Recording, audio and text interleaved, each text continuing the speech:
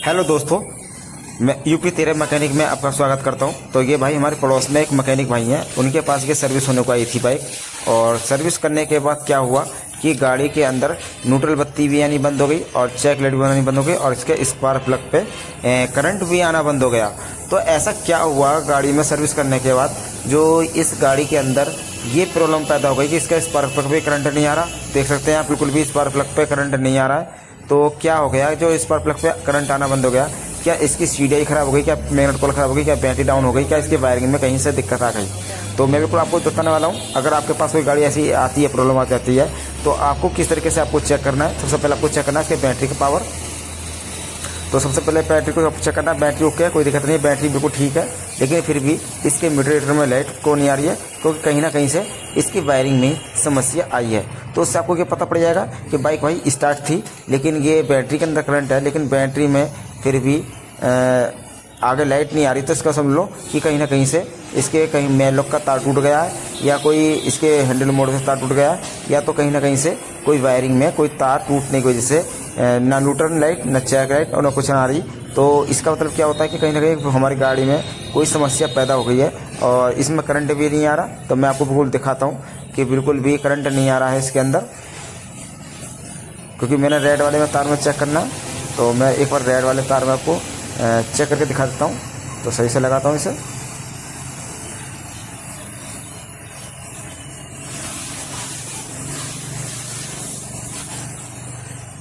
तो बिल्कुल अच्छी तरीके से मैं तार को लगा के आपको जो दिखाऊंगा कि रेड में तार में करंट आ रहा है या नहीं आ रहा। तो बिल्कुल रेड तार में करंट आ रहा है, और इसके जो ब्लैक वाला तार होता है जो हमारे कील स्विच से बैक जाता है, दिखाता हूँ आपको।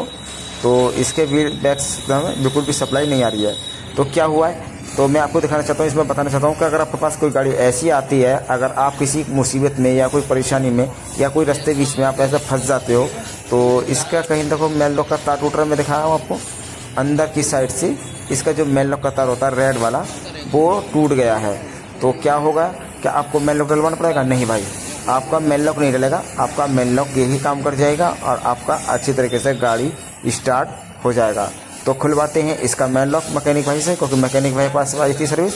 तो मैकेनिक भाई से इसका मेन लॉक खुलवाने के बाद इसको गाड़ी को चेक करेंगे कि न्यूट्रल लाइट आ रही है नहीं आ रही, क्योंकि इसकी जो प्रॉब्लम है इसके मेन लॉक के अंदर आई है, क्योंकि इसका जो मेन लॉक का तार है वो टूट चुका है। क्यों टूटा? क्योंकि अंदर पानी जाता है, जंप हो जाता है, गल गया था। तो इसीलिए इसको हम खोलेंगे पीछे की कैप, और कैप खोलने के बाद इसमें टाँका लगाने के बाद, जम्फर लगाने के बाद इसकी फिटिंग करके आपको दिखाता हूँ कि गाड़ी स्टार्ट होती है नहीं आती है। तो इस तरीके से कोई आपके साथ में कोई समस्या बन जाती है रास्ते बीच में या हैंडल मोड़ने पर, तो आपको कहाँ से चेक करनी चाहिए। कभी कभी हैंडल मोड़ से भी वायर टूट जाते हैं, जिसकी वजह से प्रॉब्लम आ जाती है, पैदा हो जाती है और गाड़ी आपकी स्टार्ट नहीं हो पाती। अगर आपकी गाड़ी सेल्फ स्टार्ट है तो आप उसके मेन लॉक के तार चेक करें, हैंडल मोड़ का तार चेक करें। तो मैंने टाँके वाके सब लगा दिए, तो इसके हॉर्न और इंडिकेटर चालू हो गए हैं। और अभी मेन लॉक को मैं खिंचाई करवा रहा हूँ, और मेन लॉक की खिंचाई करने के बाद आपको बाइक को स्टार्ट करके भी आपको चेक करके दिखाऊंगा।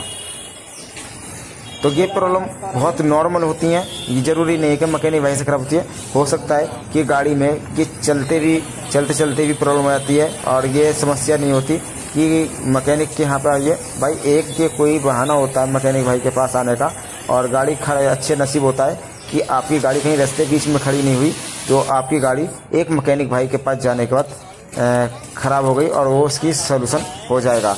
तो मैं गाड़ी को स्टार्ट करता हूँ, न्यूट्रल बत्ती भी आ चुकी है, और मैं सेल्फ मारता हूँ और गाड़ी बिल्कुल स्टार्ट है। आरपीएम भी सही पकड़ रही है और स्टार्ट गाड़ी हो चुकी है, आप आवाज़ सुन सकते हैं।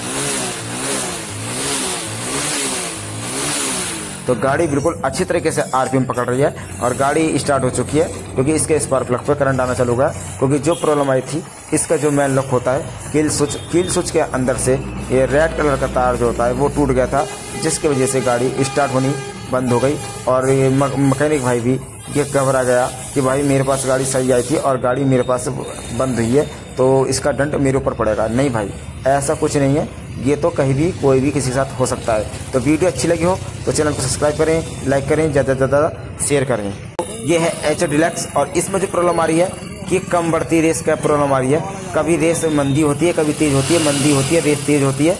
तो मैं आपको आवाज़ सुनाता हूँ रेस मंदी तेज़ कैसे हो रही है।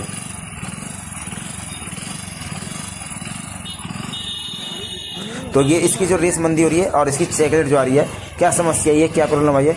2 दिन पहले मैकेनिक भाई ने, हमारे पड़ोसी ने इसकी सर्विस करी थी और आज गाड़ी के अंदर ये समस्या पैदा हो गई। तो क्या हुआ है, क्या समस्या आई है, तो कोई दिक्कत नहीं, चेक करते हैं ये कहाँ से समस्या और क्या पैदा हुई है।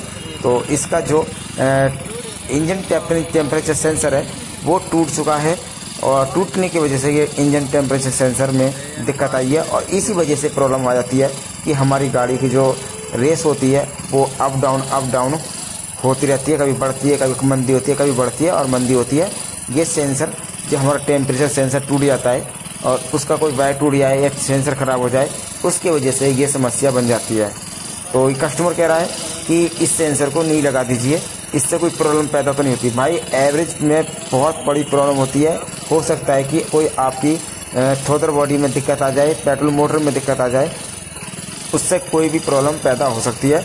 लेकिन कस्टमर कह रहा है कि भाई मैं इस सेंसर को, हम कह रहे हैं कि सेंसर डलवाइए, लेकिन कस्टमर इस सेंसर को मना कर रहा है। तो हम इस सेंसर को नहीं डालेंगे क्योंकि सेंसर डालने पर गाड़ी की प्रॉब्लम सॉल्व हो जाएगी और कोई समस्या नहीं रहेगी। तो कस्टमर बिल्कुल इस चीज़ से संतुष्ट नहीं है और जो हमने चीज़ आपको दिखाई है, बताई है, बिल्कुल ये ही प्रॉब्लम आती है गाड़ी के अंदर टेम्परेचर सेंसर की। जो ये सेंसर टूट गया है इसके वजह से ही गाड़ी अप डाउन रेस मंदी तेज होती रहती है। और ये सेंसर डालने के बाद भी अगर आपकी गाड़ी का मंदी तेज रेस नहीं होती तो गाड़ी को आप अपडेट करा सकते हो और उसका कहीं ना कहीं से कोई वायर टूट जाता है टेम्परेचर सेंसर का। तो ये जब भी प्रॉब्लम हो जाती है, क्योंकि ये सबसे ज़्यादा समस्या आती है एचएफ डीलक्स में, क्योंकि एचएफ डीलक्स बाइक में सबसे ज़्यादा प्रॉब्लम यही रहती है कि कम बढ़ती रेस का प्रॉब्लम होना या कोई वायर टूट जाना या टेम्परेचर सेंसर ख़राब हो जाना, यही प्रॉब्लम आती है। क्योंकि ये आपके थ्रोटल बॉडी को सिग्नल देता है कि मैं गाड़ी गर्म हूँ या ठंडी हूँ, उसी की वजह से ये प्रॉब्लम पैदा हो जाती है। ना इसकी वजह से आपका ऑटो सेंसर काम करता है, ना ही कुछ काम करता है। तो एवरेज में ही फ़र्क पड़ता है। तो इसको सोल्यूशन करवाइए। तो इस कस्टमर नहीं लगवा रहा। तो वीडियो अच्छी लगी हो तो चैनल को सब्सक्राइब करें, लाइक करें, ज़्यादा से ज़्यादा मैकेनिक लोगों को शेयर करें।